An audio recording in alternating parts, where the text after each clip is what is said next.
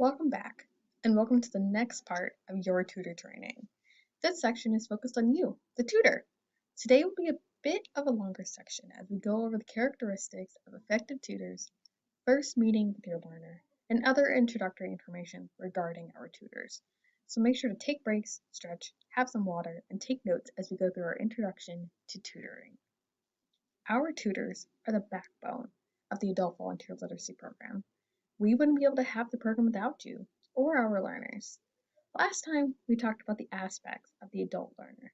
Today, we're discussing the aspects of our tutors and what makes our tutors fantastic at what they do. Before we get started, take a second and write down what you think makes an effective tutor. Perhaps it's age, maybe it's experience, maybe it's something else. Take a second, pause the video, and write down what you would expect an effective tutor to have and be. So, what makes an effective tutor?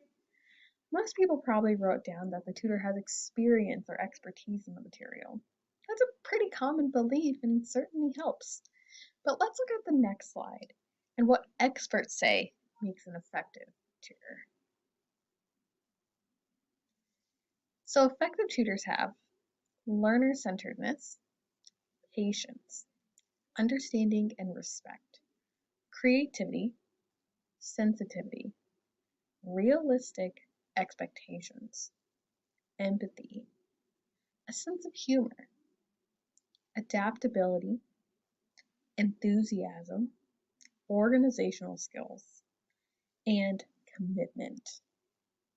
Funny, nowhere on this list does it have expertise or experience in subject matter. Now, if you were tutoring rocket science, yeah, you would probably need some expertise in the subject matter.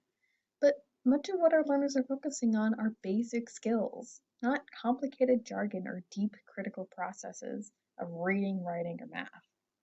Plus, we're working with adult learners. For many, it's embarrassing to seek help. Having someone more, normal that they can learn with, even, is actually better for them. Some learners do prefer experts or former teachers, but it's not necessary to be an effective tutor. Good tutors can tutor in any subject, even if they have no clue what the subject means. Don't believe me? Let me tell you from personal experience. I used to work in a writing center that provided tutoring to all kinds of writers. Remedial writers, undergraduates, graduates, and even the odd professor working on an article that just wanted someone to talk through their article with them. There was a math professor that had regular appointments with us once every 2 weeks, and he worked with one of our undergraduate tutors. She was an English major, but the paper the professor had was an article on theoretical math and something along the lines related to quantum physics. Most of the paper wasn't even in standard English, and she self-proclaimed she was terrible at math. But the professor enjoyed working with her because they were able to connect over their personal confusion and work together to improve the paper. It wasn't just the tutor telling him how to fix things, as in most of it she couldn't tell where one paragraph ended and another started with the number of math equations sometimes. But reading through the paper and just talking, they were able to improve and work on the skills the professor wanted. And she learned some random quantum physics facts. Tutoring isn't always one-sided learning. Sometimes it's more fun to learn together. Some learners do prefer experts, but this is why the literacy counselor talks with new learners to find out their preferences in a tutor and with you for who you are comfortable with tutoring. So hopefully, overall, it's a positive experience. For now, though, let's explore each of these traits of effective tutors a little bit more closely. So make lessons learner-centered. Focus on what they want to learn or have interest in and how they are learning the material. Remember, we mentioned our learners are focused on learning things that are practical and relevant to them and their goals. Making the lessons and sessions focused on them is one of the best ways to tie both together effectively. Also, our learners take a learning style quiz, so you and the learner can see how they learn best. Practice patience. With uneven learning we discussed earlier, they may grasp things easier on one day than the next. Remember, it's okay to go over things and have things take a little bit longer. Understanding and respect. This seems common sense, but sometimes putting it into practice is a little more difficult in complex situations. Maintain an understanding of their circumstances, why they are motivated, and respect them for wanting to better themselves. Use creativity in your lessons. Some of my tutors actually take their students shopping, play games, or do mock interviews to keep their lessons creative. You don't have to stick to just textbooks. Sensitivity.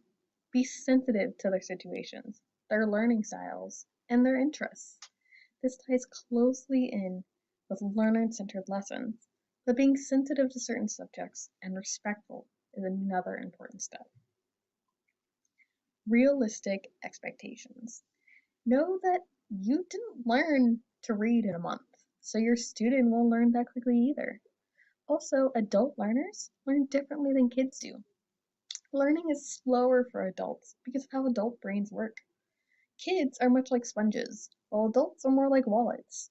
It takes time for the information to flow into memory. Empathy. Understand the thoughts, feelings, and emotions of your learners. Sense of humor. Allow yourself to use appropriate humor in learning. Laugh at your own mistakes because everyone makes them. Stay away from sarcasm, however, because this is destructive and a non-productive type of humor. Adaptability. Be willing to switch it up and switch up the pace. Change your lesson plans and teaching strategies to best suit your learners' present needs. But keep in mind, sometimes consistency helps with learning as well. Adapting can also be adapting yourself to something different for your learner. Enthusiasm. Be excited for your learner in big or small gains and successes. Progress is progress, no matter how small. Organizational skills.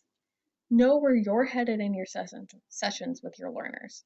Have your resources and materials ready with you always. Commitment. Be at your sessions. Focus on the learner and know that you'll be working with the student for at least 6 months, 1 to 4 hours per week. Our learners get attached to their tutors and their tutor style. Changing out tutors once a month is detrimental to their learning. If you try your best to be each of these traits, you're well on your way to being an effective tutor. Before we move to what the first session looks like, do you have any questions about how to be an effective tutor? Take a minute, pause the video, and write some questions or comments. Remember to stretch as well. When you're ready, hit play. Now, let's talk about the first meeting with your learner. As a note, most of this section will relate to community learners. It is different for classroom learners and tutors, but this is still good to know and something you need in your tutor toolbox. Tutors who work with community learners will be introduced to their learner with the literacy counselor present. This way, there's a third person to moderate and help break some of that awkward ice. We will go over prior to the meeting with them resources that will help you with your instruction and their assessment that they completed at registration with myself. We will also go over the learner's goals and what they are wanting from their tutor. At the first student meeting, it generally looks like this. 1. The literacy counselor will meet with you and the learner. 2. The learner will complete the learning styles checklist if they haven't already. 3. The community learner and tutor will complete the 10-minute or basic reading interview. You can see copies of the form here on this slide. This will help you and the learner become more comfortable with each other. Allow me as a literacy counselor and you as their tutor to see how they learn best and what their interests are, so we can help them create clear and manageable goals, objectives for learning, and different ways you can adapt their lessons to their learning styles. We'll go over learning styles more in depth in another video to make sure you understand learning styles and maybe learn a little bit about yourself. For this section, let's look at the 10-minute interview. The 10-minute interview is just a short assessment of the learner's interests. It opens up communication and allows you to see what they know, want to know, and ways you can help them learn. The form that we use is the one on the left. Take a second and look at your copy of the 10-minute interview. Now for some homework. Find someone and complete a 10-minute interview with them. Fill out your copy. Once you're done, reflect. Would you feel comfortable with this as an icebreaker between you and your learner? Let us know. Any way we can make the first meeting less stressful and more successful is good for the program. Now let's talk about classroom learners. In classrooms, the first meeting is a little different. Most of our learners are classroom learners. You will meet your learners as a class with the literacy counselor present. There isn't time for a 10-minute interview for each one, as you'll have multiple learners in the class. The instructor in this case will have something planned to let you get to know which students you are working with. This could be them handing you the learning styles checklist of each one of the learners that qualify, or taking part in an icebreaker activity. Otherwise, you won't meet your learners individually until you tutor them for the first time. Take time to reintroduce yourself during the first couple of sessions. Remind them of your name and ask for theirs. You can play this off as writing down their name for the log sheet. Ask what they did that weekend. Make some small talk at the start before digging into the content. Your first meeting with classroom learners might have to be repeated a few times, simply because of time, the number of learners, and the format of the classroom and tutoring. Eventually, though, they'll remember you, and you'll remember them. That's it for this video. Next time we will go over learning styles and goal setting. These two work well together as you can set goals that fit not only the learner's goals, but their learning style as well. See you next time.